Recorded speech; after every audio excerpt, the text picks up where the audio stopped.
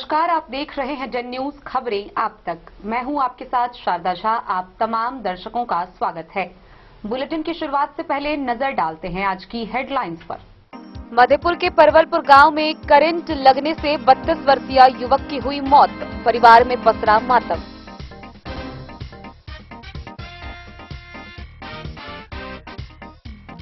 जयनगर, झंझारपुर व कलवाही थाना पुलिस ने गुप्त सूचना के आधार पर की कार्रवाई।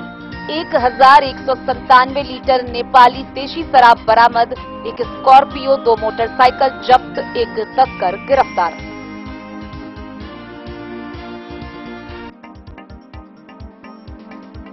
रेहका नाजिरपुर पंचायत के बहरबन गांव के राम जानकी मंदिर में राम लक्ष्मण की मूर्तियां हुई चोरी, 6 लाख कीमत का अनुमान।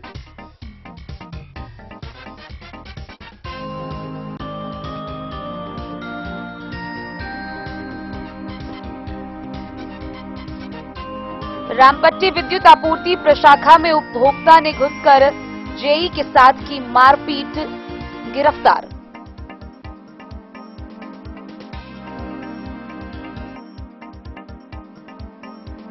जयनगर एसडीओ वीरेंद्र कुमार ने अनुमंडल अनुश्रवण समिति की बैठक, दिए कई निर्देश।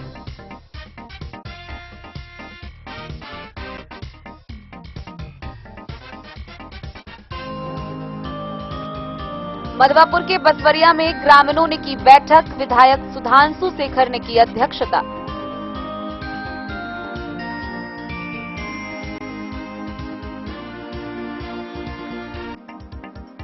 बिहार प्रदेश मुखिया महासंघ ने मधुबनी समाहरणालय के समक्ष 19 सूत्री मांगों को लेकर दिया धरना।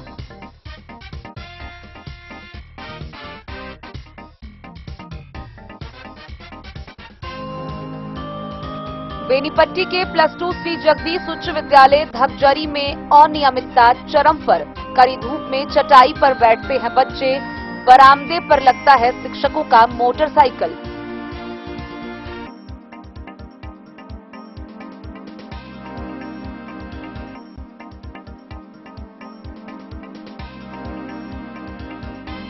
विष्णु राम हत्याकांड में दोषी करार दिए गए संतोष दास को एडीजे वेद प्रकाश मोदी की अदालत ने सुनाई उम्र कैद की सजा, 30,000 रुपए जुर्माना।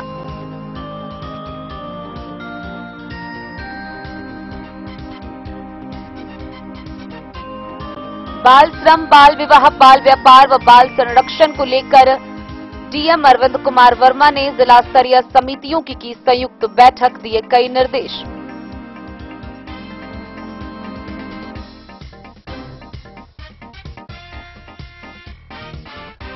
बेनीपट्टी नगर पंचायत के वार्ड पार्षदों की हुई बैठक, 50 से अधिक प्रस्तावित विकास योजनाएं हुई पारित।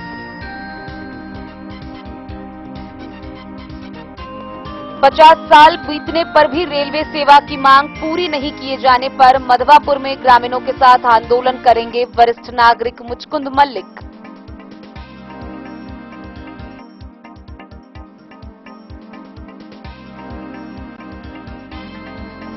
भारतीय कम्युनिस्ट पार्टी के जिला कमेटी की हुई बैठक, कई सदस्य रहे मौजूद।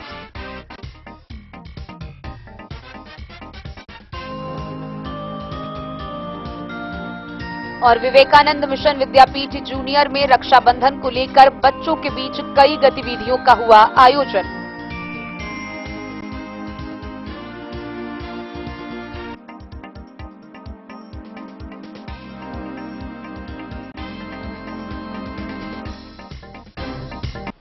खबरें अब विस्तार से। मधेपुर प्रखंड के परवलपुर पंचायत अंतर्गत एक 32 वर्षीय युवक की बिजली की करंट लगने से मौत हो गई। उसकी दर्दनाक मौत के बाद परिजनों का रो रो कर बुरा हाल है, परिवार में मातम पसरा हुआ है। मृतक की पहचान स्थानीय इस्लाम के 32 वर्षीय पुत्र मोहम्मद इरशाद के रूप में की गई है। मधेपुर प्रखंड अंतर्गत परवलपुर गांव में एक 32 वर्षीय युवक का बिजली की करंट लग जाने से मौत हो गई। परिवार के लोगों का रो रो कर बुरा हाल है। परिवार के लोगों ने पोस्टमार्टम करवाने से इनकार कर दिया। इस्लामिक रीति रिवाज के मुताबिक स्थानीय कब्रिस्तान में उसे दफन किया गया। जानकारी के मुताबिक मोहम्मद इस्लाम के 32 वर्षीय पुत्र मोहम्मद इरशाद की मौत बिजली के तार जोड़ने के दौरान करंट लग जाने के कारण हो गई। मृतक का एक लड़का और एक लड़की है। परवलपुर पंचायत के सामाजिक कार्यकर्ता मोहम्मद आफाक व गफ्फार ने इस घटना पर गहरे दुख का इजहार किया है। मधेपुर से नूर मोहम्मद कासमी की रिपोर्ट। बीते सोमवार को जयनगर, कलवाही व झंझारपुर थाना की पुलिस ने अलग अलग मामले में कार्रवाई करते हुए कुल 1197 लीटर नेपाली शराब बरामद किए। वहीं इस मामले में एक 4 चक्का वाहन, 2 मोटरसाइकिल जब्त की गई और एक शराब तस्कर को गिरफ्तार किया गया।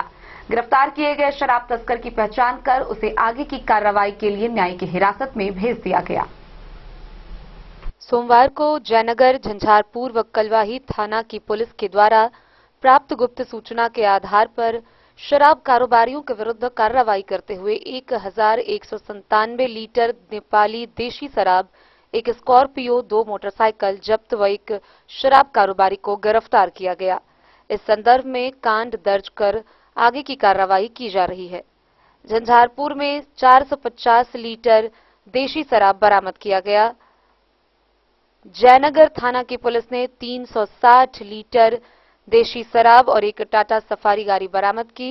वहीं कलवाही थाना में गिरफ्तार शराब कारोबारी की पहचान ढंगा पश्चिमी के दाहू सहनी के पुत्र डोमा सहनी के रूप में की गई है। उसके पास से 2 मोटरसाइकिल और 387 लीटर देशी शराब बरामद किया गया।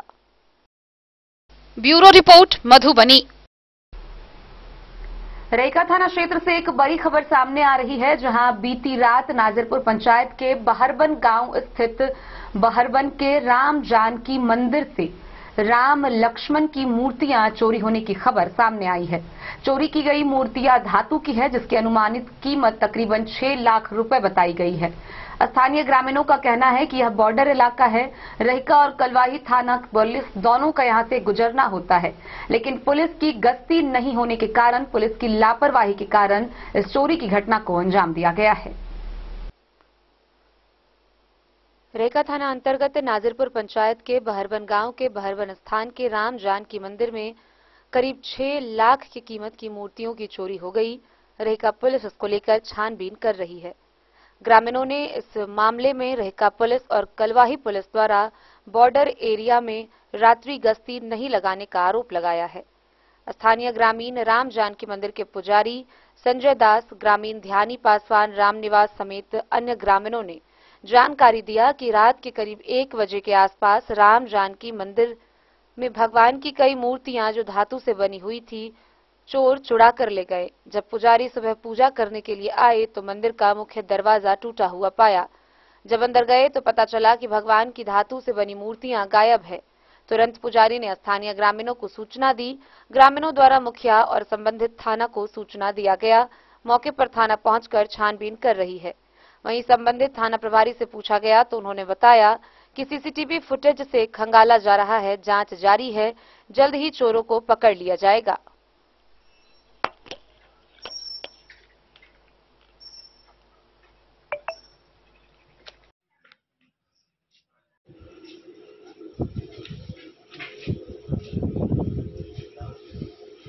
आप रहने दीजिए, एकरा न चलाइएगा, समझे।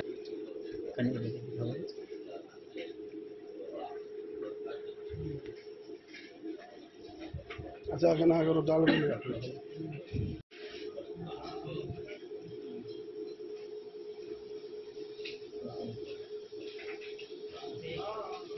अच्छा में ललका सीजन वाला है, उजला में उजला सब हाँ, हेलमेट अगला लगे लग रहा है। क्या नाम हुआ आपका? संजय रामदास। आप इस मंदिर के पुजारी आप ही हैं? जी। बताइए कैसे चोरी हुई मंदिर की मूर्तियाँ और कितने बजे रात में चोरी हुई?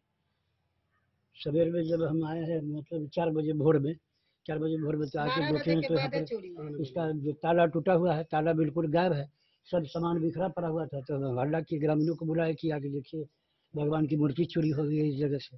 सब लोग आए, देखे तो सारा सामान बिखरा पड़ा हुआ था और राम और लक्ष्मण और विष्णु भगवान की मूर्ति चोरी हो गई है। कौन सा गांव है ये? बहरबन। मंदिर का क्या नाम है? श्री राम जानकी स्थान बहरबन। किस थाना में पड़ता है? रेका थाना में। अच्छा, आप पूजा पाठ कराने के बाद रात को डेली अपने घर चले जाते हैं? घर नहीं, इसी जगह बगल में है आवास, उसी अच्छा, में बगल रहते में हैं। आवास है, उसमें आप रहते हैं, लेकिन रात में चोरी हुई वो जानकारी नहीं मिल सका नहीं आपको। मिल सकी। जब सुबह में आप पूजा करने के लिए आए तो देखें कि लेकिन ताला टूटा हुआ है हुआ है, और मूर्तियाँ नहीं थी यहाँ। मूर्ति यहाँ नहीं थी। अभी झूला का फंक्शन चल रहा है, 12 बजे रात तक तो लोग सब आदमी था ही। क्या नाम बोले अपना? महंत संजय नारायण दास। बताइए, क्या नाम हुआ आपका? नरेश पासवान। अच्छा, आप ये जानकारी दीजिए कि आपके इलाका में ये जो आपका गांव है बहरबान, ये 2 थाना का बॉर्डर है ये। दोनों थाना में से कोई भी थाना रात्रि गश्ती आती है या नहीं आती है? हम तो यहाँ चौक पर 10-11 बजे तक ऐसे ही रहते हैं।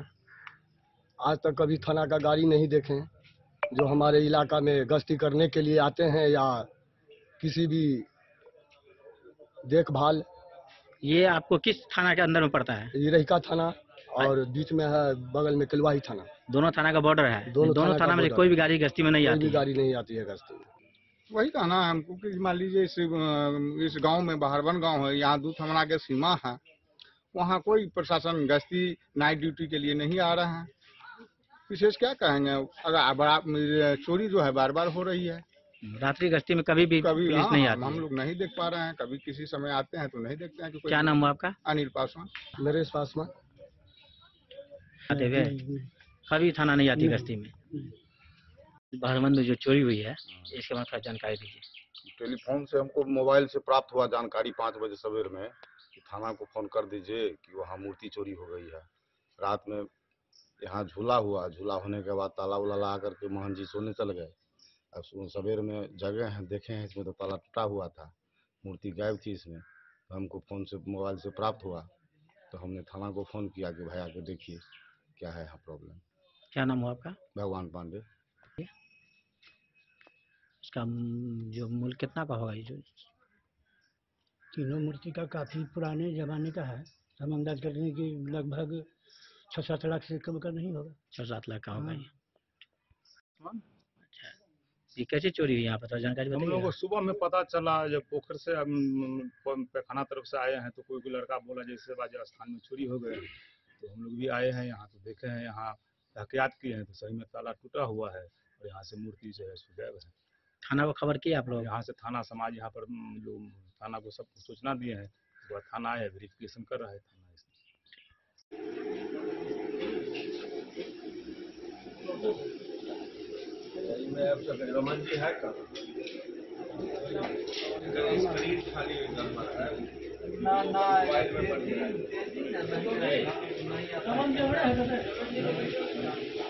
रमन जी कहाँ गए लेकिन सालों बजे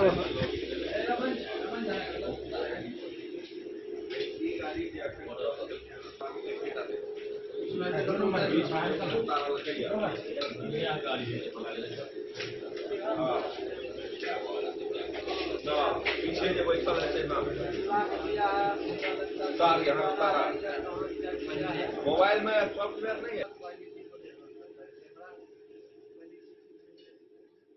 मधुबनी से फिरोज आलम की रिपोर्ट।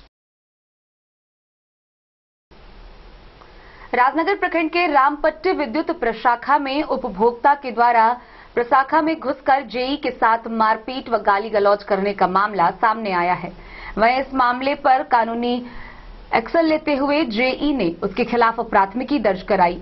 मामले को लेकर आरोपी शिवनाथ चौधरी के पुत्र चकदह निवासी सुबोध कुमार चौधरी को गिरफ्तार कर आगे की कार्रवाई के लिए न्यायिक हिरासत में भेज दिया गया है। राजनगर के बिजली ऑफिस में घुसकर उपभोक्ता ने जेई के साथ मारपीट की। कार्यालय के अंदर घुसकर गाली गलौज व मारपीट किया और अन्य सामग्री सहित सरकारी संपत्ति को नुकसान पहुंचाया। विद्युत आपूर्ति प्रशाखा कनिया विद्युत अभियंता रंजीत कुमार ने इस मामले को लेकर राजनगर थाना पुलिस को आवेदन सौंपा है। मामला विद्युत प्रशाखा रामपट्टी का है। रामपट्टी विद्युत आपूर्ति प्रशाखा के कनिया विद्युत अभियंता रंजीत कुमार ने राजनगर थाना पुलिस को आवेदन सौंपा है।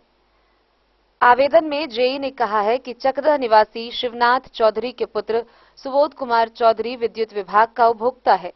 उपभोक्ता सुबोध चौधरी विद्युत विपत्र खराब होने की शिकायत लेकर विद्युत कार्यालय पहुंचा था, जहां जेई ने कहा कि उसके विपत्र को देखा, विपत्र में कोई त्रुटि नहीं पाई गई। उसके बाद उपभोक्ता सुबोध कुमार चौधरी गाली गलौज, मारपीट व कार्यालय में तोड़ फोड़ कर जरूरी दस्तावेज को फाड़ दिया। आरोपित द्वारा जेई को जान से मारने की धमकी भी दी गई है। जेई ने मामले को लेकर घटना का वीडियो पुलिस को सौंपा है। घटना की जानकारी मिलने पर राजनगर के थाना अध्यक्ष अरविंद कुमार ने आरोपी सुबोध कुमार चौधरी को उसके घर चकदा से गिरफ्तार कर कानूनी प्रक्रिया कर न्यायिक अभिरक्षा में भेजा है। राजनगर से सुजीत गुप्ता की रिपोर्ट। जयनगर अनुमंडल कार्यालय सभागार में अनुमंडल पदाधिकारी वीरेंद्र कुमार की अध्यक्षता में अनुमंडल श्रवण समिति की बैठक हुई। बैठक में विशेष रूप से जन वितरण प्रणाली, राशन किरासन समेत विभिन्न बिंदुओं को लेकर विस्तार से चर्चा की गई। जयनगर अनुमंडल कार्यालय सभागार में मंगलवार को एसडीओ वीरेंद्र कुमार की अध्यक्षता में अनुमंडल अनुश्रवण समिति की बैठक आयोजित हुई। बैठक में जयनगर आपूर्ति पदाधिकारी विपिन कुमार अंशु, वासुपट्टी एमओ प्राणनाथ मुन्ना, लदनिया एमओ अमितेश कुमार, मुख्य पार्षद कैलाश पासवान, जिला पार्षद अंजलि कुमारी, कांग्रेस अध्यक्ष सुरेंद्र महतो, जदयू अध्यक्ष राज कुमार सिंह, भाकपा माले सचिव भूषण सिंह, विधायक प्रतिनिधि उद्धव कुंवर, माकपा प्रखंड अध्यक्ष कुमार राणा प्रताप सिंह, राजद नेता प्रदीप कुमार यादव, बासपा के साबिर अली, एमएलसी प्रतिनिधि अनुरंजन सिंह, रामविलास यादव, संजय कुमार ठाकुर एवं विवेकानंद झा समेत कई लोग मौजूद थे। बैठक में जन वितरण प्रणाली दुकानदारों से जुड़े राशन किरासन, राशन कार्ड, रसोई गैस से जुड़ी समस्याओं के समाधान को लेकर चर्चा की गई। माले सचिव ने जयनगर में राशन कार्ड व विद्युत विभाग की लापरवाही पर कार्रवाई तथा खाद, बीज एवं रसोई गैस एजेंसी की मनमानी की समस्याओं का निदान करने की मांग की। मोहम्मद अली के साथ हनुमान प्रसाद मोर की रिपोर्ट।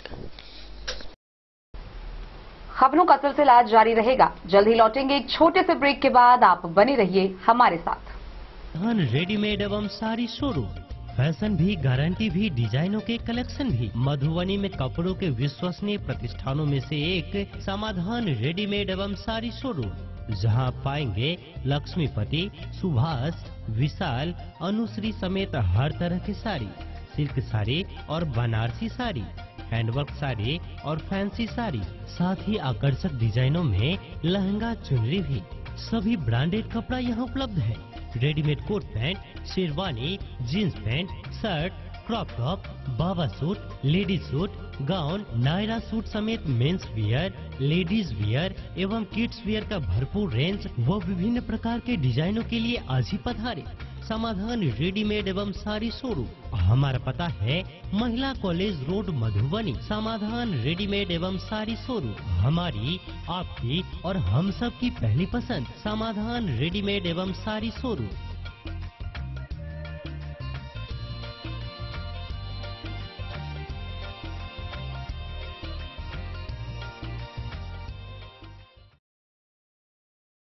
ट्विंडर्म क्रीम दाद, खाज, खुजली, एलर्जी, एक्जिमा, स्किन एलर्जी समेत विभिन्न त्वचा संबंधित रोगों में लाभदायक। Twinderm cream marketed by Aeronics health care. तो किसी भी प्रकार के त्वचा रोग से है परेशान तो ट्विंडर्म क्रीम है सबका समाधान। जिले के सभी दवा दुकान में उपलब्ध ट्विंडर्म क्रीम। ट्विंडर्म क्रीम, ट्विंडर्म क्रीम दाद, खाज, खुजली, एलर्जी, एक्जिमा, स्किन एलर्जी समेत विभिन्न त्वचा संबंधित रोगों में लाभदायक। Twinderm cream marketed by Aeronics health care. तो किसी भी प्रकार के त्वचा रोग से हैं परेशान तो ट्विंडर्म क्रीम है सबका समाधान। मधुबनी जिला के हर दवा दुकान में उपलब्ध ट्विंडर्म क्रीम। ज्वेलरी हाउस स्वर्णश्री, सोने की शुद्धता मापने वाला यंत्र कैरेटोमीटर यहाँ उपलब्ध है, क्योंकि सोने की शुद्धता और आपके विश्वास के साथ कोई समझौता नहीं। रत्न, सोना व चांदी के हर तरह के आभूषणों के लिए एक बार अवश्य आएं। लाइट वेट व बेहतरीन कारीगरी वाले गहनों का अनूठा संगम। आपका भरोसा ही है हमारी पूंजी। बिना किसी मिलावट व पूरी शुद्धता के साथ हॉलमार्क गहने आपको देना हमारा परम कर्तव्य। तो देर किस बात की, अपने मनपसंद गहनों की खरीदारी के लिए आज ही आए। पता याद रखें, ज्वेलरी हाउस स्वर्णश्री, बड़ा बाजार, मधुबनी। बेहतरीन साड़ियों एवं रेडीमेड कपड़ों का अनूठा संगम बॉम्बे फैशन। शादी हो या कोई त्योहार, हर तरह के खास आयोजन में आपको पसंद आएंगी यहाँ के डिजाइनर कामदार एवं बेहतरीन साड़ियाँ। यानी अगर आप चाहते हैं सभी प्रकार की कामदार फैंसी बनारसी प्योर सिल्क सूती साड़ियाँ, सलवार सूट और लहंगा चुन्नी, तो सोचने की जरूरत नहीं। मधवापुर प्रखंड के बसवरिया में विधायक सुधांशु शेखर की अध्यक्षता में इलाके के लोगों ने सभा का आयोजन किया। इस सभा में मुख्य रूप से शिव पार्वती मंदिर के जमीन का भारतमाला प्रोजेक्ट के तहत सड़क निर्माण को लेकर लोगों ने गहरी चिंता जताई है। बसवरिया में विधायक सुधांशु शेखर की अध्यक्षता में इलाके के लोगों ने सभा की। शिव पार्वती मंदिर की जमीन का अधिग्रहण भारतमाला परियोजना के तहत प्रस्तावित सड़क के लिए करने विषय पर लोगों ने चिंता जताई। मंदिर की जमीन का अधिग्रहण की नोटिस सरकार को वापस करवाने की अपील लोगों ने बैठक में विधायक से की। ग्रामीणों ने फैसला लिया कि यदि विधायक द्वारा सरकार को भेजे जाने वाले उनके इस प्रस्ताव को मंजूरी नहीं मिली तो लोग सड़क पर उतरकर आंदोलन का रुख करेंगे। बैठक में बसवरिया सहित इलाके के कई गांवों से अनेक समुदाय से बड़ी संख्या में लोगों ने शिरकत की। हो चुका है, सभी लोग बैठे हैं इस क्रम में जो किसी ढंग से इस चारदीवारी को बचाया जाए, चाहे इसके लिए जो संघर्ष करना पड़े। ये विभागीय स्तर से जन आंदोलन के द्वारा उसे हर किसी ढंग से चारदीवारी को बचाया जा सके, ताकि मंदिर सही ढंग से सुरक्षित रहे। बैठो। आज यहाँ इस मंदिर परिसर में बैठक हुई है, तो क्या कुछ निर्णय हुआ है इस चारदीवारी को लेकर के और क्या कुछ सहमति बना है? आज यहाँ बसवरिया शिव पार्वती मंदिर पर बैठक हुई, जो बैठक इसलिए रखा गया था कि भारतमाला परियोजना के तहत यहाँ पर इस मंदिर को एक नोटिस दिया गया है कि इसकी चारदीवारी को क्षतिग्रस्त किया जाए। हम लोग आज इसी संदर्भ में बैठे थे इस पर विचार करने के लिए, जिसमें खेसरा नंबर जो है जो दिया गया है सरकार के ओर से, वो शिव पार्वती मंदिर के नाम से है। और जब वो शिव पार्वती मंदिर के नाम से है तो फिर उसको अतिक्रमित कौन करेगा?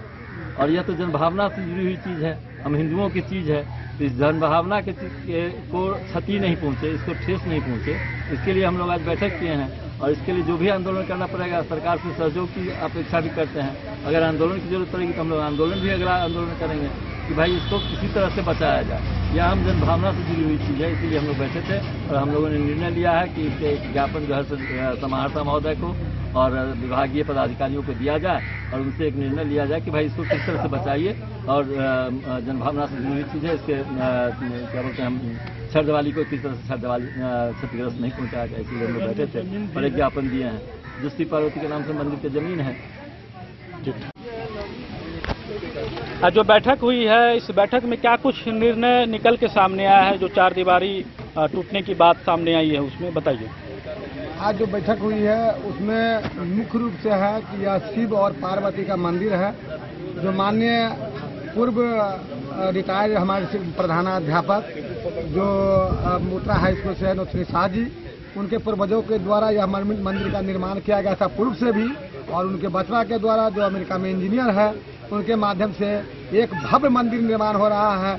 और वह भव्य मंदिर का निर्माण करने में करोड़ों रुपए का खर्चा है और वह धार्मिक स्थल है और यहाँ स्पेस खाली है। और जो रोड बन रहा है उसमें कहीं से मंदिर को बचते हुए भी रोड सुरक्षित। यहाँ पर जो हमारे माननीय अध्यक्ष महोदय हैं, नेताजी हैं, मुन्नी बाबू हैं, मुन्ना बाबू हैं, बल्ली बाबू हैं, देवचंदर बाबू हैं, मिश्री लाल बाबू हैं, उसीम लाल साहु रघुनाथ जी हैं और अध्यक्ष जी हैं, प्रखंड अध्यक्ष हैं सुरेंद्र जी, इसके बाद उमेश जी हैं, पंडित जी हैं और सारे जितने ग्रामीण लोग सब हैं, मुखिया जी हैं भूतपूर्व की नाम से जितेंद्र बाबू और सारे ग्रामीण लोग हैं। इसीलिए यहाँ पर इकट्ठा हुए हैं। जो हमारे नाम से नौथनी साहब के नाम से भू अर्जन कार्यालय से नोटिस आ गया है अतिक्रमण के संबंध में, बाउंड्री को तोड़ने के संबंध में। इसीलिए सबसे हम निवेदन करते हैं कि बाउंड्री बच जाए, उधर जगह खाली है, उधर जो है। खजौली से सुधांशु ठाकुर की रिपोर्ट, बिहार प्रदेश मुखिया महासंघ के आह्वान पर मधुबनी समाहरणालय के समक्ष जिले भर के सैकड़ों मुखियाओं ने धरना प्रदर्शन किया।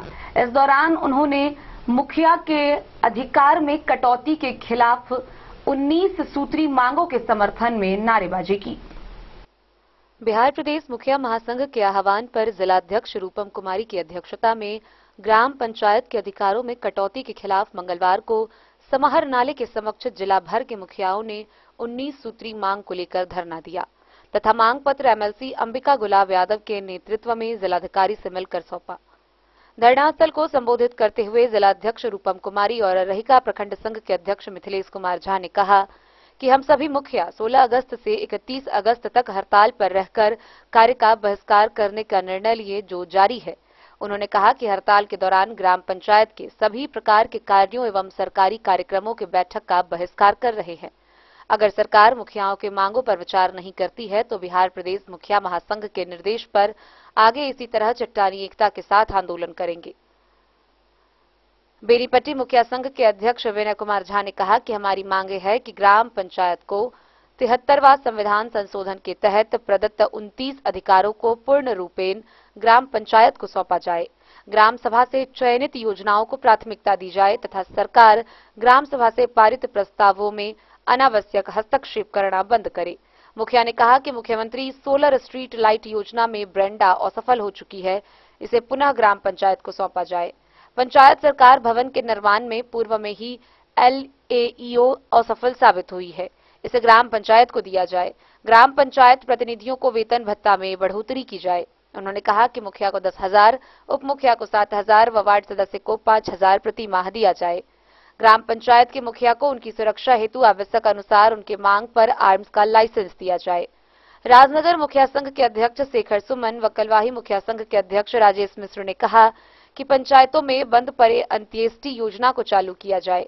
सभी प्रकार के सामाजिक सुरक्षा पेंशन योजना को गति प्रदान की जाए। ग्राम पंचायत को पुनः जन्म मृत्यु प्रमाण पत्र बनाने का अधिकार दिया जाए।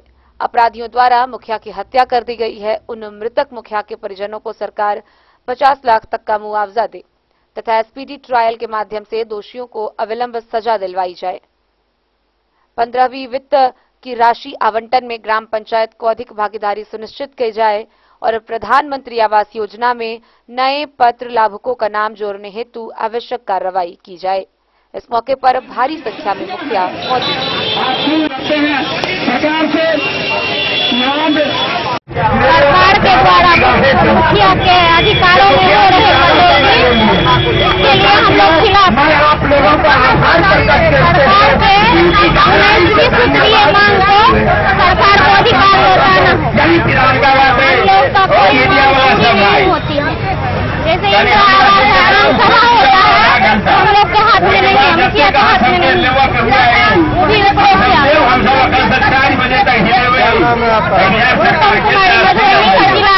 मुखिया महासंघ दुल्लीपट्टी पंचायत मांग नहीं मानी गई, जाएंगे पता तक जाएंगे और धरना जारी रहेगा। ग्राम पंचायत के अधिकारों में बिहार सरकार के द्वारा लगातार कटौती किया जा रहा है। ग्राम पंचायत को सशक्त बनाने से उल्टा बिहार सरकार को अधिकारी को मजबूत बनाने में लगी हुई है। आज पूरे बिहार के मुखिया हम लोग 16 तारीख से लेकर 31 अगस्त तक आम हड़ताल और कार्यों के बहिष्कार प्रथम चरण का आंदोलन हमारा चल रहा है।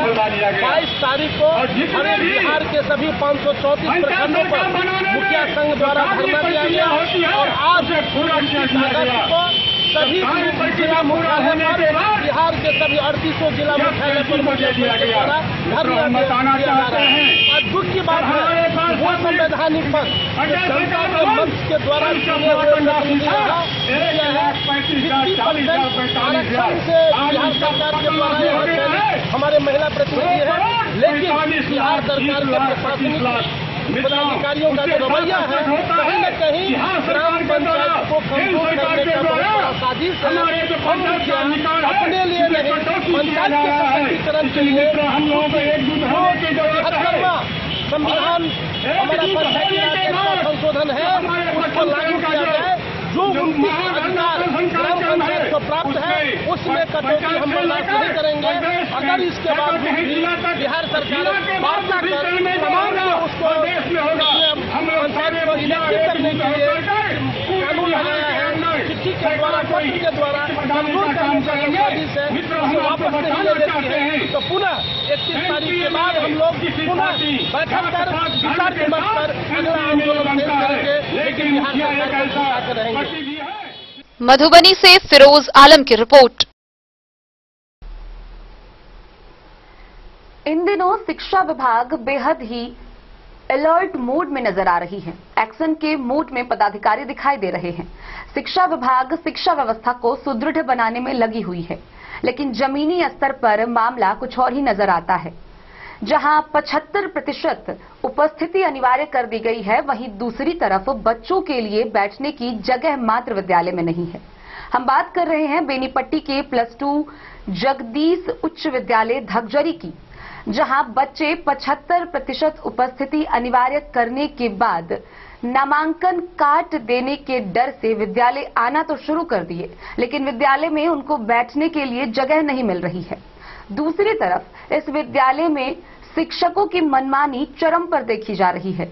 जहां बच्चों को कड़ी धूप में खुले मैदान में बैठाया जाता है, वहीं शिक्षकों की मोटरसाइकिल स्कूल के बरामदे पर लगाई जाती है। बच्चों के सवाल जवाब करने पर शिक्षक मारपीट करते हैं। शौचालय का उपयोग बच्चों के लिए पूरी तरह प्रतिबंधित है, उसका उपयोग केवल शिक्षक ही करते हैं। ऐसे में छात्रों ने जमकर बवाल किया। आइए हम आपको विस्तार से दिखाते हैं ये पूरी खबर। मंगलवार को बेनीपट्टी प्रखंड के +2 श्री जगदीश उच्च विद्यालय धगजरी में छात्रों ने जमकर बवाल किया। शिक्षा विभाग द्वारा सरकारी विद्यालयों में 75% उपस्थिति की अनिवार्यता के बाद हुई कड़ाई के कारण बच्चों की उपस्थिति बढ़ गई है, लेकिन विद्यालय में कमरों के अभाव में छात्रों को धूप में चटाई पर बिठा दिया गया, जबकि स्कूल के बरामदे पर शिक्षकों का मोटरसाइकिल लगा हुआ था। छात्रों की बढ़ी भीड़ के कारण स्कूल की व्यवस्था अस्त व्यस्त हो गई। स्कूल प्रबंधन इसे संभालने में नाकाम रहा, जिसके बाद तो छात्रों ने बवाल कर दिया। स्कूल के छात्रों का आरोप है कि एक तो समय पर शिक्षक वर्ग में नहीं आते हैं, दूसरी तरफ विद्यालय में पर्याप्त कमरे नहीं हैं। ऐसे में 75% उपस्थिति अनिवार्यता को लेकर सभी छात्रों से शपथ पत्र भी ले लिया गया है। स्कूल नहीं आने पर नाम काटने की बात कही जाती है और जब स्कूल आते हैं तो स्कूल के मैदान में कड़ी धूप में चटाई पर बैठने के लिए मजबूर किया जाता है। वहीं स्कूल के शिक्षकों का मोटरसाइकिल बरामदे पर लगा रहता है, जिसके बाद छात्र गांव के किसी ग्रामीण से चटाई मांग कर लाएं, जिस पर सभी बैठे, लेकिन कड़ी धूप के कारण सभी की तबीयत बिगड़ने लगी। इसके अलावा छात्रों ने आरोप लगाया कि विद्यालय में बनाए गए शौचालय सिर्फ शिक्षक इस्तेमाल करते हैं। वहां इतनी अधिक संख्या में छात्रों की उपस्थिति के बावजूद भी विद्यालय का मुख्य द्वार नहीं खोला जाता है। ऐसे में छोटे से द्वार से सभी बच्चे आते जाते हैं। इससे भीड़ में दुर्घटना की आशंका बनी रहती है। कुछ बच्चों ने शिक्षक द्वारा पिटाई का भी आरोप लगाया। साथ ही यह भी बताया कि शिक्षक सवाल जवाब करने पर स्कूल से नाम काटने की भी धमकी देते हैं। वहीं एक छात्र ने शिक्षा विभाग के अपर मुख्य सचिव के पाठक के आदेश पर भी सवाल खड़ा करते हुए कहा कि जब स्कूल में कमरे ही नहीं हैं तो ऐसे में 75% उपस्थिति कैसे बनेगी। सरकार व विभाग को पहले स्कूल की स्थिति का पता करना चाहिए था, तब यह आदेश जारी करते। वहीं इस बाबत जब HM आरती झा से विद्यालय में फैले कुव्यवस्था व छात्रों के आरोपों पर सवाल पूछने की कोशिश की गई तो वह कुछ भी जवाब देने से बचती हुई नजर आई।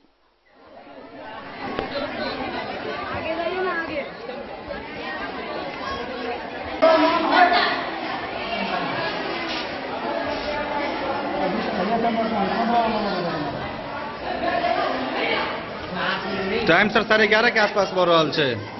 आज जो फर्स्ट हुआ ना, हाँ, सर अटेंडेंस नहीं ले पाए हैं भीड़ भाड़ के चक्कर में, इसलिए हमको लेना है। ये भीड़ भाड़ रोज रहता है कि आज हुआ है? आज हुआ है। आज हुआ है। बच्चे तो बोल रहे हैं कि रेगुलर का यही चीज है। आज कैसे हो गया अचानक? अटेंडेंस 11:30 बजे क्यों ले रहे हैं?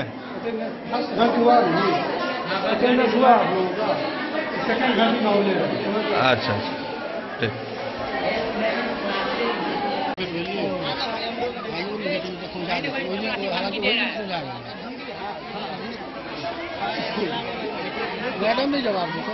बेनीपट्टी से विनोद कुमार की रिपोर्ट। एडीजे वेद प्रकाश मोदी की अदालत ने विष्णुराम हत्याकांड में दोषी करार दिए गए संतोष यादव को उम्र कैद की सजा सुनाई है। इसके अलावा हत्या व आर्म्स एक्ट मामले को लेकर 30,000 रुपए अतिरिक्त जुर्माना भी लगाया गया है। मामला बासोपट्टी प्रखंड के महिनाथपुर पंचायत का है। 15 जुलाई 2020 की रात की घटना है, जहां विष्णुराम की हत्या संतोष दास के द्वारा की गई थी। एडीजे वेद प्रकाश मोदी की अदालत ने विष्णुराम हत्याकांड में दोषी करार दिए गए संतोष दास को उम्र कैद की सजा सुनाई है। कोर्ट ने हत्या व आर्म्स एक्ट के तहत 30,000 रुपए जुर्माना भी लगाया है। मंगलवार को सजा के बिंदु पर सुनवाई के दौरान एपीपी जगदीश प्रसाद यादव तथा सूचक के वकील डॉक्टर देवन दास ने हत्यारा को फांसी की सजा देने की मांग की थी। एपीपी ने बताया कि संतोष दास बासोपट्टी थाना के महिनाथपुर गांव का रहने वाला है। 15 जुलाई 2020 को रात करीब 9 बजे संतोष दास विष्णुराम के घर पहुंचा और उसे बुलाकर घर से बाहर ले गया। कुछ दूर जाने के बाद संतोष दास ने विष्णुराम पर गोली चला दी। प्राइवेट पार्ट में गोली लगने से विष्णुराम बेहोश होकर वहीं गिर गया। 2 दिन बाद इलाज के दौरान डीएमसीएच में उसने दम तोड़ दिया। मधुबनी से फिरोज आलम की रिपोर्ट। मधुबनी समाहरणालय के सभा कक्ष में बाल श्रम, बाल विवाह, बाल व्यापार एवं बाल संरक्षण को लेकर जिले भर की विभिन्न समितियों के साथ जिलाधिकारी अरविंद कुमार वर्मा ने बैठक की। इस बैठक में विभिन्न बिंदुओं पर चर्चा करते हुए कई निर्देश निर्गत किए गए। जिलाधिकारी अरविंद कुमार वर्मा की अध्यक्षता में समाहरणालय स्थित सभागार में बाल श्रम, बाल विवाह, बाल व्यापार एवं बाल संरक्षण से संबंधित जिला स्तरीय समितियां की संयुक्त बैठक आयोजित की गई।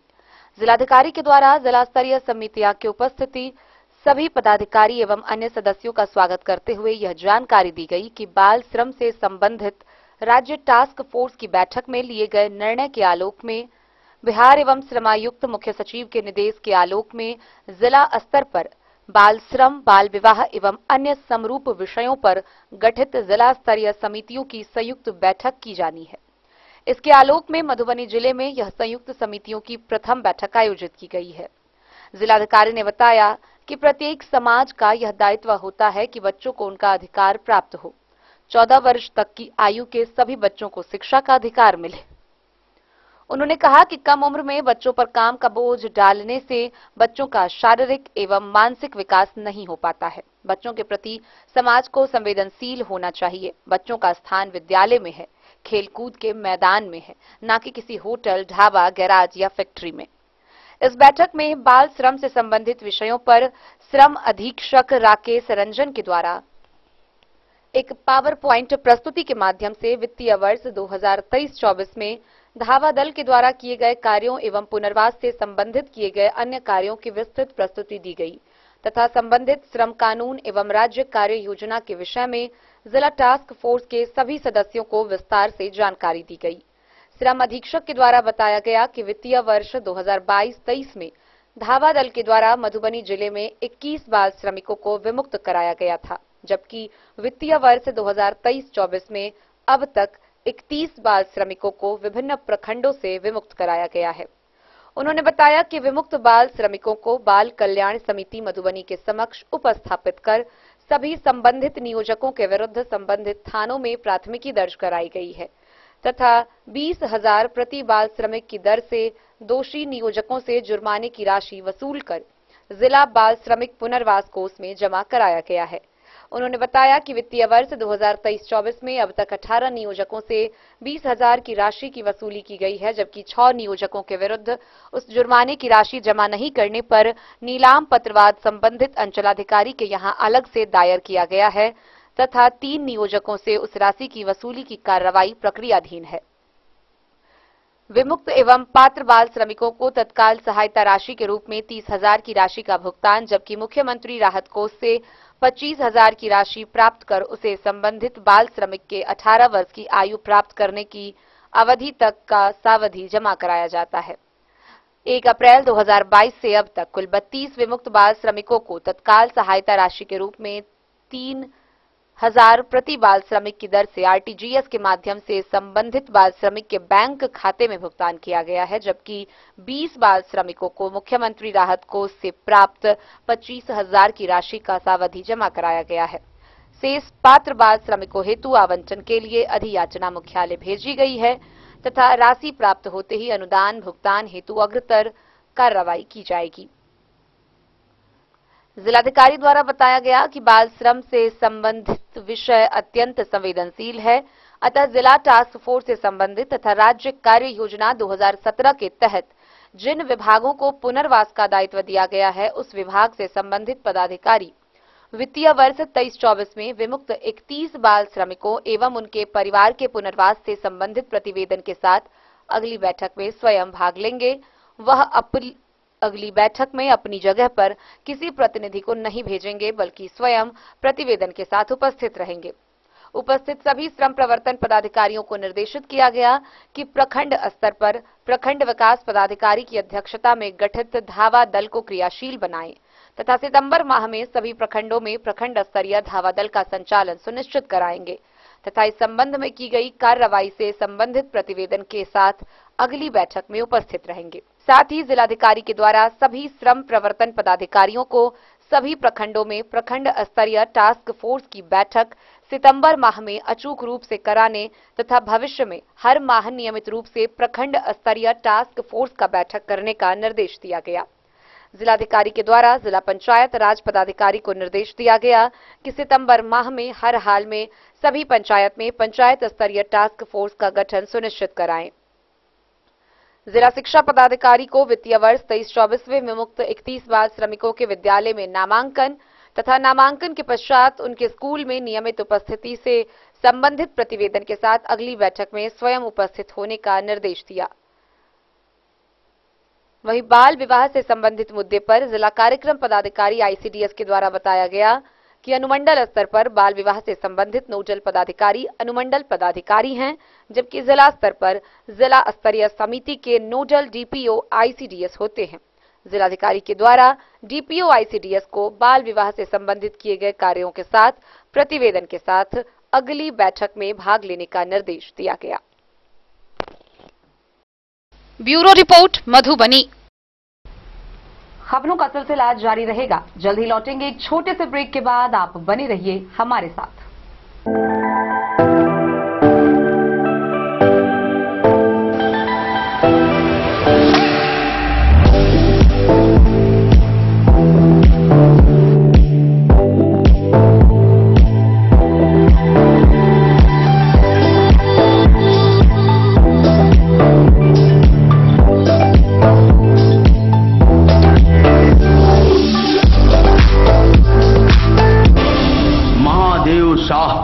अमरनाथ प्रसाद ज्वेलर्स 916 हॉलमार्क ब्रांडेड गोल्ड एवं डायमंड ज्वेलरी शोरूम, गांधी चौक, राजनगर बाजार, एक भरोसे की पहचान। शगुन वाटिका मैरिज गार्डन मधुबनी शहर के बीचों बीच बाबू साहेब चौक पर आपकी सुविधा अनुसार आकर्षक और भव्य मैरिज गार्डन शगुन वाटिका विवाह भवन। रिंग सेरेमनी हो या हो शादी, छोटा बड़ा पारिवारिक समारोह हो या हो कोई उत्सव या पार्टी, शगुन वाटिका मैरिज गार्डन दे रहा है आपको सबसे बेहतरीन सेवा।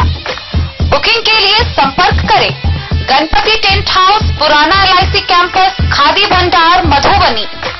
संपर्क सूत्र 7903625254। के क्षेत्र में एक नया आयाम अब छोटे बच्चों के लिए भी आधुनिक सुविधाओं के साथ उपलब्ध।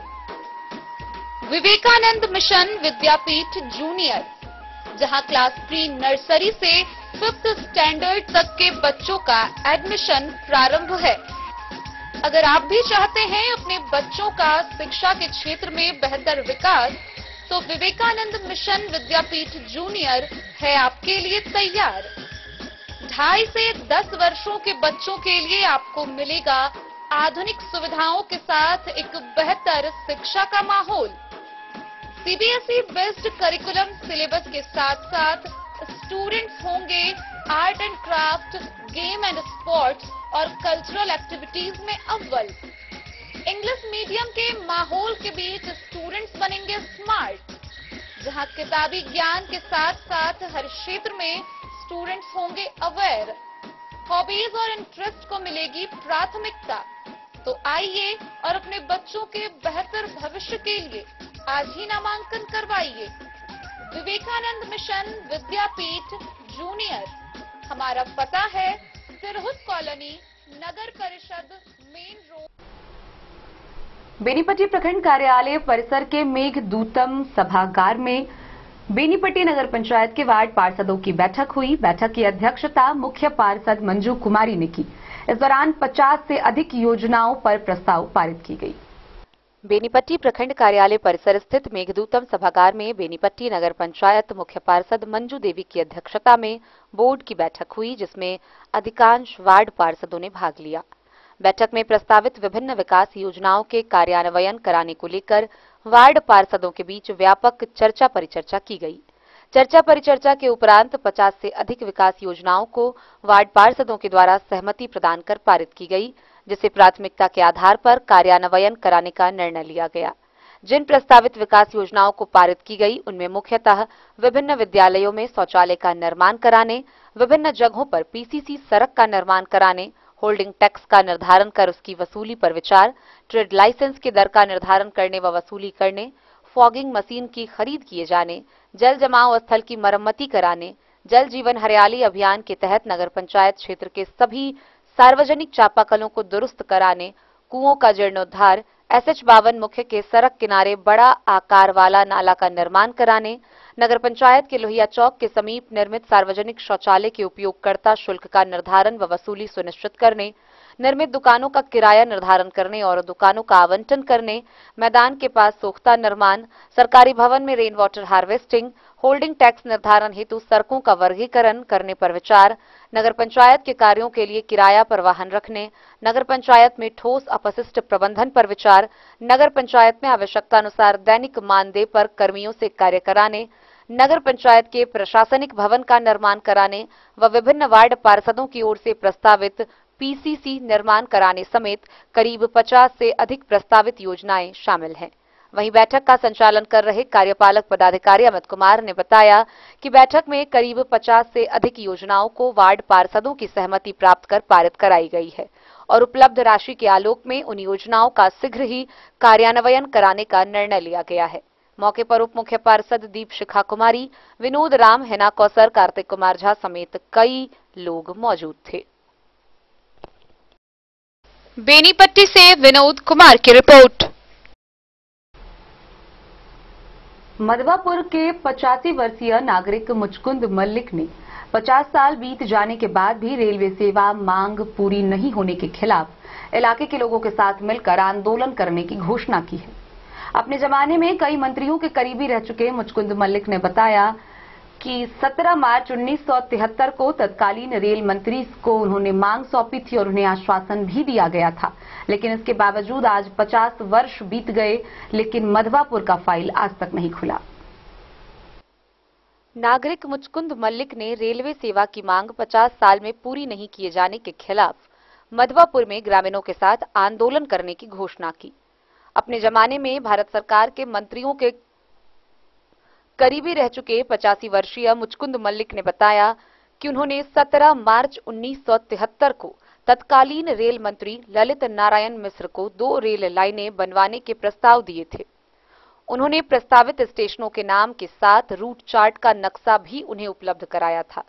एक जनकपुर रोड से चौरौत होते हुए मधवापुर तक 22 किलोमीटर का, दूसरा मुजफ्फरपुर से रुन्नीसैदपुर होते हुए सीतामढ़ी तक 60 किलोमीटर का। मुचकुंद मल्लिक के अनुसार उसी वक्त रेल मंत्री ने उन्हें उनके प्रस्ताव मंजूर करने का आश्वासन दिया था। मल्लिक ने बताया कि उसी मंजूरी पर 40 साल बाद 2013 में मुजफ्फरपुर से सीतामढ़ी की रेल सेवा शुरू हो गई, लेकिन मधवापुर की फाइल पर कोई कार्य नहीं हुआ। मधवापुर में आंदोलन की घोषणा करने के मौके पर वरिष्ठ नागरिक मुचकुंद मल्लिक के साथ सांसद प्रतिनिधि सीताराम साह, सरपंच बलराम कुमार झा, भाजपा के युवा अध्यक्ष अरविंद कुमार कर्ण, समाज सेविका लीलावती देवी, संतोष कुमार समेत कई लोग मौजूद थे। जो होगा चाहिए मधवापुर में रेलवे सेवा के डिमांड केलखिन मुचकुंद बाबू, की राय छे अपने के? बढ़िया राय छे, सौंसे से बढ़िया राय छे, आ होबक चाही, आ बढ़िया है। रेलवे हेबाक चाहिए मधवापुर में, होबक चाही, बढ़िया से होबक चाही। आ जे निर्णय देलखिन से बढ़िया के देलखिन, कोई पर में सोच के होबक चाही। अहाँ सबके रीजन में पास भइयो गेलै तहन तऽ रेल बनतै नहीं, अहाँ सब चलैत देखबै कि नहीं देखबै? अब जहिया ओइ नाम भ जाए, नाम रहतै, नाम रहक चाही। ई आदमी छलखिन आ बनेलखिन, आज्ञा देलखिन, कहलखिन जे होबक चाही, जे जरूरी छलै से होबक चाही। धिया पुता के सुख भेटतै। हाँ, सुख भेटतै। जी, आपने मधवापुर में रेलवे सेवा सरकार से देने की मांग की है, बताएं क्या आपका उद्देश्य है और कैसे कैसे आपने क्या पहल की? तो इसका बैकग्राउंड ये है कि हमारे तत्कालीन रेल मंत्री ललित नारायण मिश्रा जी का कार्यक्रम था मुजफ्फरपुर में 17 मार्च की हफ्ते को। उसमें अपने बिहार के भी मुख्यमंत्री, श्रम मंत्री, श्रम राज्य मंत्री, ऊर्जा मंत्री सभी थे, और इंदिरा गांधी जी का कि आप सचिव जसपाल कपूर थे, उसमें शामिल थे। उसी समय मैं ट्रेड यूनियन का नॉर्थ बिहार सर्किल का, मैं बिजली बोर्ड का सेक्रेटरी था। मेरे बहुत बड़ा इलाका था हमारा, दालकोरा से लेकर वाल्मीकि नगर तक था। तो मैंने सोचा कि ये 60 किलोमीटर जो है मुजफ्फरपुर से सीतामढ़ी जाने के लिए आदमी को अगर ट्रेन से जाना हो तो समस्तीपुर होते हुए, दरभंगा होते हुए जाना पड़ेगा सीतामढ़ी। सीतामढ़ी वाले को अगर मुजफ्फरपुर जाना हो तो ट्रेन से अगर जाना है तो जाना होगा, तो फिर दरभंगा होते हुए, समस्तीपुर होते हुए जाना पड़ेगा। ये मेरे दिमाग में बात आई। मैंने अपने सर्किल के ड्राफ्ट्समैन को कहा, एक नक्शा बनाइए, कल ललित बाबू का प्रोग्राम है, इस रेलवे को होना है। और मेरे दिमाग में ये बात थी कि मैंने 15 अगस्त 1970 में बिजलीकरण किया था, अपने मधुआपुर का कराया। उतना ही नहीं, मेरा योगदान आपके मुठियानी, जलेश्वर, जनकपुर धाम सब जगह बिजलीकरण में मेरा सहयोग है, जिसका 26 फरवरी 75 को मठियानी में उद्घाटन भी हुआ था। आपने रेलवे की डिमांड पूरी कराने के लिए रूट चार्ट और मैप भी दिया था, उस बारे में बताएं। हमने सोचा कि रेलवे में यह तभी हो सकता है जब रेल मंत्री अभी हमारे सामने हैं और हमारे बहुत प्रिय नेता हैं, परिचित भी हैं, तो हमने बना के दे दिया उनको। उन्होंने जो मैं भाषण किया वहाँ, उसके बाद ललित बाबू ने एकदम उसी समय से घोषणा कर दी कि ये जो है सो हो गया। मैंने आपको मुजफ्फरपुर से सीतामढ़ी, मधुआपुर पुपरी का जनकपुर रोड से रेल आपका हो गया, स्वीकृत हो गया, समझ लीजिए। अब वहाँ जाकर उन्होंने स्वीकृति दे दी, लेकिन 40 साल लगा उसके सीतामढ़ी, मुजफ्फरपुर से सीतामढ़ी में। 13 आकर अप्रैल में फिर वहाँ मालगाड़ी का पहले टेस्ट हुआ, पैसेंजर का हुआ। अब वो गाड़ी खूब दौड़ रही है, अब आप परिक्रमा करती है। अब गाड़ी मुजफ्फरपुर, सीतामढ़ी, दरभंगा सब, आज जितनी गाड़ियां हैं सब पास करती है। जनकपुर और पुपरी से दूरगामी गाड़ियां सब पास कर रही है। इसीलिए हमने किया कि सीतामढ़ी मिला दीजिए, पुपरी तो उस रोड में है, वहां से 22 किलोमीटर हमारा मधुआपुर है, वहां दे दीजिए। ये नहीं हुआ। इस बीच एक बात और थी, बराबर अखबार में निकलता था, इसलिए मैंने 10 वर्ष तक सब्र किया कि मैं नहीं उठाता हूँ कि ये लोग कह रहे हैं कि नरकटियागंज बैरगिनिया से होते हुए, हरलाखी होते हुए मधुआपुर नेपाल बॉर्डर के किनारे किनारे रेल जाएगी। तो हमने कहा तब तो हो जाएगा, लेकिन वो सर्वे आज तक नहीं हुआ, आज तक वो पूरा नहीं हुआ। और तब हमने कहा नहीं, अब ये मौका नहीं छोड़ूंगा। ये प्रेरणा इसलिए हुई कि मैंने सोचा मैं अब 85 वर्ष का आदमी हूँ, कल मरूंगा कि परसों, लेकिन मेरे जीवन में एक तमन्ना रह जाएगी कि मधुआपुर पुपरी स्वीकृत रेल नहीं हुआ। फिर फिलहाल क्या आप कर रहे हैं? इसलिए फिलहाल हमने सोचा, इनको लिखा पत्र, वैष्णवी जी को पत्र भी लिखा, और हम वहाँ के अपने यहाँ के MP सबसे भी संपर्क कर रहे हैं। हमारे यहाँ के हम दरभंगा में भी हैं, मान लीजिए मकान वहाँ भी है, तो वहाँ के भी हमारे अभी जो सांसद गोपाल ठाकुर हैं वो हमारे ही बगल में हैं, इसलिए वो भी हमको सहयोग करेंगे। यहाँ हमारे अशोक जी हमारे MP हैं, वो सहयोग करेंगे। उनके अशोक जी अर्थात यहाँ के MP, यहाँ के सांसद, सुख यादव जी हैं, जिनके सेक्रेटरी यहाँ बैठे हुए हैं सीताराम जी हमारे। गाइडलाइन ये हमारे फिलहाल आपने पत्र किनको दिए हैं अभी अभी चिट्ठी किन्हें दी है आपने? अभी लिख करके दिया हमने। किन्हें? रेल मंत्री को रेल मंत्री दिया। देखिए ये हमारा स्वीकृत है, और उस फाइल को निकालिए, मतलब सीधा है फाइल निकालिए। जब हमारा वो हो गया 60 माइल का हो गया तो 22 किलोमीटर इसका महत्व है। मधवापुर में अभी स्कूल कॉलेज सारी शिक्षाएं हैं, प्रखंड है, पोस्ट ऑफिस है, थाना है, सब कुछ है। उसके बाद भी बहुत बड़ी मंडी है, बहुत बड़ा बाजार है यहाँ, इसीलिए सामरिक महत्व इसका है कि बॉर्डर पर है मधवापुर। अगर आपकी मांग पर सुनवाई नहीं होती है तो आंदोलन का क्या रूप होगा आपका? क्या आंदोलन का क्या रूप होगा? आंदोलन का रूप तो हमारा हंगामेबाजी है विनोबा जी। हम 1954 से विनोबा जी के चले हैं। 70 वर्ष हो गए हमारे देह पर साबुन तेल का इस्तेमाल कभी नहीं किया। चप्पल पहन के जिंदगी बिता दी, खाली कुर्ता धोती पहन के। सत्याग्रह आंदोलन कर सत्याग्रह आंदोलन होगा। मधवापुर से शत्रुमर्दन कुमार की रिपोर्ट। भारतीय कम्युनिस्ट पार्टी मधुबनी जिला कमेटी की बैठक जिला कार्यालय में हुई। इस मौके पर माकपा के राज्य सचिव ललन चौधरी पर्यवेक्षक के तौर पर मौजूद थे। उन्होंने बताया कि आगामी 4 व 5 सितंबर को विभिन्न मांगों के समर्थन में सभी प्रखंडों में भाकपा के द्वारा धरना प्रदर्शन आयोजित की जाएगी। भारत की कम्युनिस्ट पार्टी मार्क्सवादी मधुबनी जिला कमेटी की बैठक आयोजित की गई। बैठक की अध्यक्षता रामजी यादव ने किया। बैठक में माकपा के राज्य सचिव ललन चौधरी पर्यवेक्षक के तौर पर मौजूद थे। बैठक को संबोधित करते हुए माकपा राज्य सचिव ने कहा कि आज देश में महंगाई आसमान छू रहा है। प्रधानमंत्री मनमर्जी तरीका अपनाते हैं। आज सुप्रीम कोर्ट के फैसला को अनदेखी कर रहे हैं। पूरे देश में नफरत की राजनीति कर देश को तोड़ने की कोशिश हो रही है और जनता के वास्तविक मुद्दों पर से ध्यान हटाने के लिए भाजपा अनाप शनाप बोल रहा है। आज जरूरत है जनता के जनवादी आंदोलन को मजबूत करना, संघर्ष को बढ़ाना। माकपा के जिला सचिव मनोज कुमार यादव ने कहा कि मधुबनी के सभी प्रखंडों में 4 व 5 सितंबर को धरना प्रदर्शन आयोजित होगी। जनता के मूल समस्या को माकपा जोर शोर से उठाएगी। बैठक में राम लखन यादव, गणपति झा, प्रेमकांत दास समेत कई लोगों ने शिरकत किया। मधुबनी से फिरोज आलम की रिपोर्ट। मधुबनी के विवेकानंद मिशन विद्यापीठ जूनियर में नर्सरी से 5वीं तक के बच्चों के बीच राखी को लेकर विभिन्न गतिविधियों का आयोजन किया गया। गौरतलब है कि रक्षाबंधन के त्योहार को देखते हुए बच्चों के बीच विभिन्न प्रतियोगिताएं भी आयोजित की गई। विवेकानंद मिशन विद्यापीठ जूनियर में मंगलवार रक्षाबंधन के संदर्भ में विभिन्न गतिविधियां आयोजित की गई, जिसमें कक्षा नर्सरी से 5वीं तक के बच्चों ने बढ़ चढ़कर भाग लिया। संस्कृति, समृद्धि, संस्कार और विरासत चारों हाउस ने सुंदर सुंदर राखियां और फोटो फ्रेम बनाकर अपनी प्रतिभा प्रदर्शित की। बच्चों द्वारा बनाई गई राखियां और फोटो फ्रेम आकर्षण का केंद्र बना रहा। इस मौके पर स्कूल के निदेशक श्रवण पूर्वे ने सभी को रक्षाबंधन की बधाई देते हुए कहा कि रक्षाबंधन भाई बहन के अटूट रिश्ते का प्रतीक है। इस मौके पर स्कूल के कोऑर्डिनेटर अमरजीत सिंघानिया, प्रधानाचार्य प्रतिमा कुमारी और सभी शिक्षक मौजूद रहे।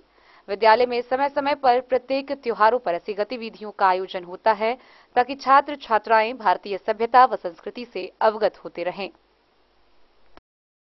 Bureau report Madhubani. तो आज के इस बुलेटिन में फिलहाल इतना ही। कल फिर हाजिर होंगे नए खबरों के साथ। तब तक दीजिए पूरी टीम को इजाजत और मधुबनी की हर छोटी बड़ी खबरों के लिए देखते रहिए डेन न्यूज, खबरें आप तक। नमस्कार।